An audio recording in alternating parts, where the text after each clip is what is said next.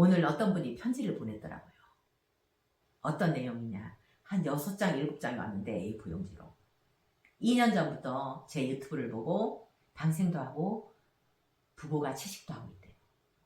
남편을 따라서 불교를 접하게 됐는데 스님 유튜브를 보고 뭐 전화번호도 없고 아무것도 없으니까 그냥 편지로 어디로 왔나? 옥천사로 왔어요. 그거 여기로 또 왔더라고요. 그 편지가. 거기에 내용에 어떤 내용이 있었냐? 스님 저를 꿈에서 봤대요. 어떤 모습이었냐? 이분은 극락세계의 모습을 잘 몰라요. 딱 이분이 이야기하는 게 극락세계의 모습이에요. 나무들이 엄청 이렇게 줄지어서 있고 나무가 다 보석이더래요. 길가도 보석. 그런데 그 앞에서 그 절 입구에서 두 분의 여자분이 반갑게 인사를 하는 모습을 꿈에서 보여주더래요. 이분이 얘기한 게 바로 극락세계의 모습이에요. 저는 여기서 수행하면서 별별 경험을 다 했잖아요. 근데 사람들이 그런 꿈을 꾸고 온 사람들이 많더라고요. 스님, 오늘 처음 오는데요. 이 거사님이 12년 전에 여기 왔을 때 그날 내가 밥상을 대접한 적이 있어요. 여기 처음 오는 날 꿈속에서 보니까 밥상이 나왔는데 금밥상, 그릇도 금그릇, 음식도 엄청 화려한 음식이 나와 있는 꿈을 꿨대요. 그리고 주위에는 전부 군인들이 에워싸고 있더래요. 극락세계의 모습을 본 거예요. 음식이 극락세계 음식이 나온 거. 근데 내가 차려준 음식은 정말 초라한 밥상이었거든요. 반찬 2가지에 국하고 밥하고. 제가 여기 와서 발언하는 게 뭔지 아세요? 이 옥천암 주변을 극락으로 우선 만들겠다. 모두가 평등한 세상, 모두가 보살인 세상을 만들겠다. 저 멍멍이들도 보살, 그리고 고양이들도 보살, 벌레들도 보살, 이 주위를 평등한 그런 세상으로 만들겠다는 그런 원을 세우고 지금 정진하고 있는 거예요. 새벽 예불 3시에 하잖아요. 땡 3시 되면 하는데 극락세계를 지키면서 3시는 기본적으로 지켜야 되겠다 하는 생각으로 예불하고 있고, 제가 어느 날 용이 호야만 키울 때였어요. 12년 전에. 저 귀곡산장에서 내려오려면 급경사예요. 세면 급경사길. 겨울이었어요. 얘네들 사료 주려고 사료를 들고 내려오다가 미끄러졌어요. 빙판에. 급경사에 빙판에 미끄러졌는데 뒤로 빨래랑 넘어지면서 머리를 부딪혔는데 별이 반짝반짝하더라고요. 그 순간에 신장님들이 내 주위를 휙 에워싸는 거예요. 한두 분도 아니에요. 여러분의 신장님들이 에워싸는 거예요. 꿈에서 본 게 아니잖아요. 실제 경험한 거잖아요. 나중에 왜 신장님들이 나를 에워쌌을까 생각해보니까 여기 온 지 일주일밖에 안 됐잖아요. 그리고 보이는 거는 공동묘지밖에 없고 혹시 나를 해코지 할까봐 다른 존재들이. 그래서 에워싼 것 같아요. 그래서 저는 항상 나를 지켜보는 존재들이 여기에 있다는 생각을 하고 정진하고 있는 거예요. 생각 하나도 욕심내는 생각을 안 하고 행동 하나도 알아차리고 조심하면서 정진하고 있는 거예요. 이거는 여담이었고요. 아까 편지 왔길래 그냥 여담으로 하는 거예요. 그리고 여러 사람들이 이렇게 꿈에서 극락세계의 장면을 보고 온 사람들이 여러 명이 있어요. 아, 내 소원대로 되고 있구나.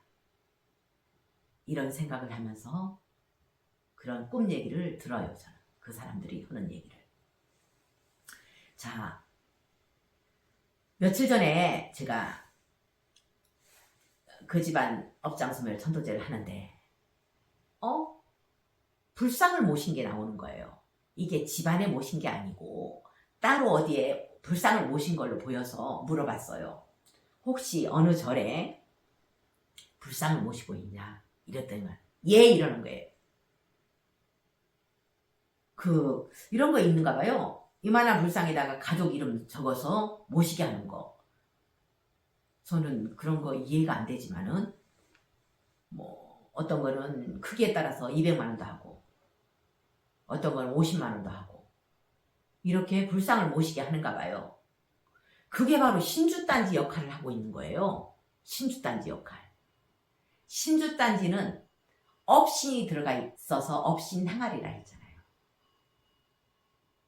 보살님 이름 거기에다가 불상에다가 딱 붙여놓으면 그 안에 뭐가 들어가겠어요? 업이 들어가죠. 내 업이 들어간 거예요. 들어가서 거기에 자리를 잡는 거예요. 신주단지처럼. 지장보살 본원경에 형상을 모시라고 돼 있잖아요. 그리고 불상을 모시라고 돼 있잖아요. 그래서 사람들이 불상을 모시고 착각하는 경우들이 많아요. 모셔야 되겠지 하면서 착각하는 경우가 많은데 이 대승경전은 지장보살 본원경은 대승경전이에요. 대승경전 행이 뒷받침돼야 돼요. 지금 고기 먹고 막행막식 하면서 지장보살 본원경은 오시채도 먹지 말라 돼 있어요. 고기는 말할 것도 없고 이 지장보살님처럼 행을 하면서 모시게 되면 탈이 없어요. 그런 사람 거의 없죠? 행을 하면서 모시는 사람 있을까요? 거의 없잖아요. 그러니까 잡기운이 몰려들어서 거기에 자리 잡게 되는 거예요. 꼭 신주단지처럼 업이 자리 잡아서 나중에 해코지를 하는 거예요. 저번에 이만한 불상에 뭐가 들어있었어요? 소들이 우글우글 들어있었잖아요. 그래서 알아보니까 그 집에 할아버지가 소장수라 했잖아요. 소업이 들어있었던 거예요. 그 불상에. 이 이치예요.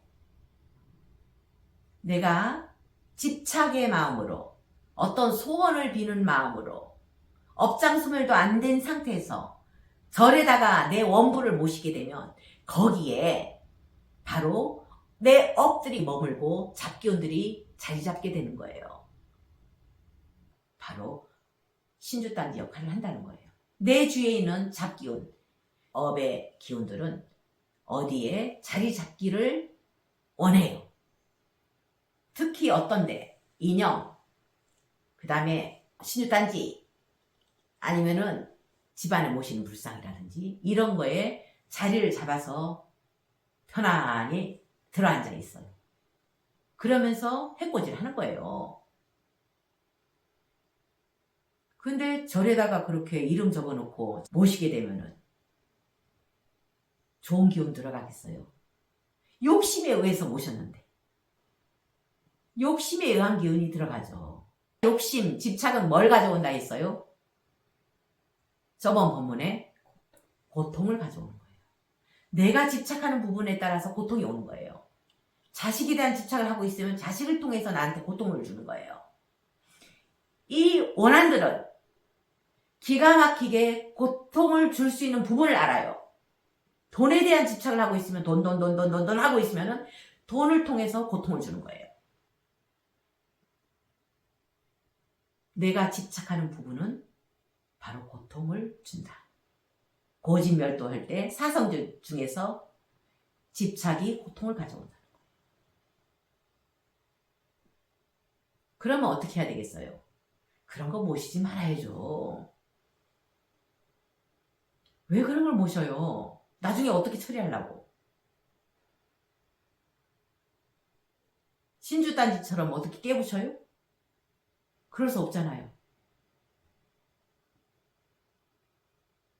그 절이 천년만년 남아있어요? 아니잖아요. 지금 당장 생각하지 말고 미래를 생각하세요. 그걸 모셔야 되겠는지 안 모셔야 되겠는지. 한마디로 모시지 말라고 저는 얘기하는 거예요.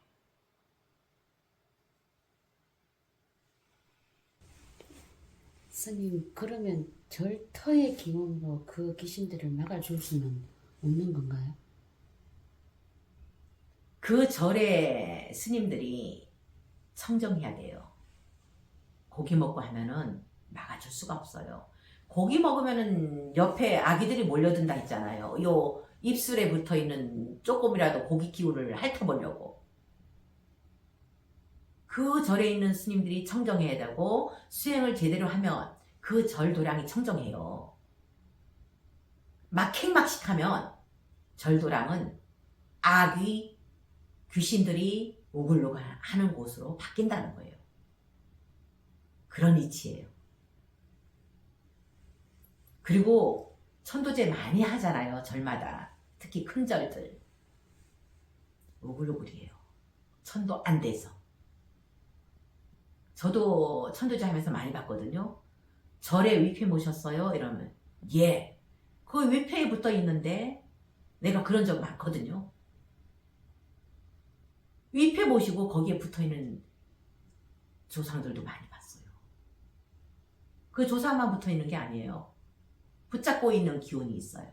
그게 바로 원한들, 물고기 원한들, 개들 같이 붙어 있는 거, 같이 거기. 절의 기운으로 막아주는 거예요. 본인들 넘은 본인들이 소멸을 해야 되는 거예요. 부처님은 당신처럼 행을 했을 때 가피를 주는 분이지. 주파수가 딱 맞았을 때 가피를 딱 주는 거죠. 업장소멸도 되는 거고. 그래서 결국은 우리는 보살행밖에 없잖아요. 결국은 보살행. 요즘 부처님 오신 날이 가까워서 절마다 연등 올이라고 메시지들을 보내는 절들이 있다고 해요. 저는 이제까지 12년 동안 한 번도 연등 공양 올리세요 해본 적도 없고 부담스러워서 그 메시지 보내는 게 참 부담스럽더라고요. 옛날에 제가 교사 시절에 엽서가 오면은 참석 못하니까 부담스럽고 괜히 죄진 것 같고 그렇잖아요. 스스로 알아서 오면은 그거는 그냥 예 알았어요 해서 적어가지고 올릴 수 있지만은 모르는 사람한테 알려주는 건 아니죠. 기본적으로 불자라면 부처님 오신 날 연등 나는 거는 기본적으로 알잖아요. 꼭 보내서 알겠어요? 근데 그거 받는 게 부담스럽다는 거예요. 그런 메시지 받는 게.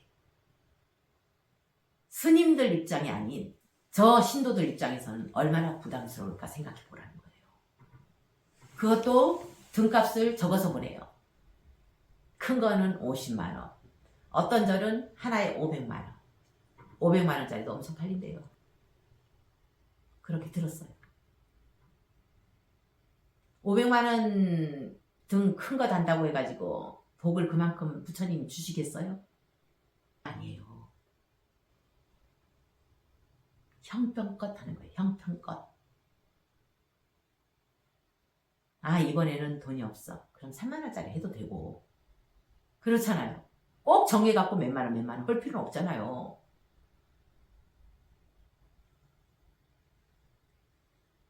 그리고 등공양은 저번에 제가 육바라밀에 비추어서 어둠을 밝히는 등불처럼 세상의 등불이 되겠다는 그런 의미로 올리는 게 등공양이에요. 등공양의 의미를 제대로 알고 하셔야지 큰 거 올린다고 소원 성취가 되고 작은 거 올린다고 소원 성취가 안 되고 이런 식으로 생각하면 안 돼요.